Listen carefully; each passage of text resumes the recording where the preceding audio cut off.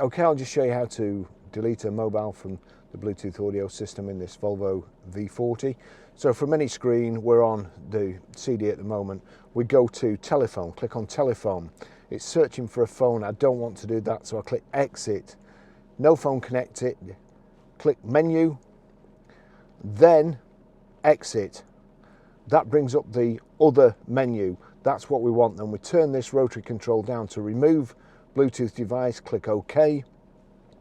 You can either remove all or just one there, click OK. Do you want to remove Chris's iPhone? Confirm with OK. So OK's there, exit's there. We can cancel with exit or delete with OK. So again, there we go. We want to remove this other phone, we click on OK. Do you want to remove Christopher's phone? Confirm with OK.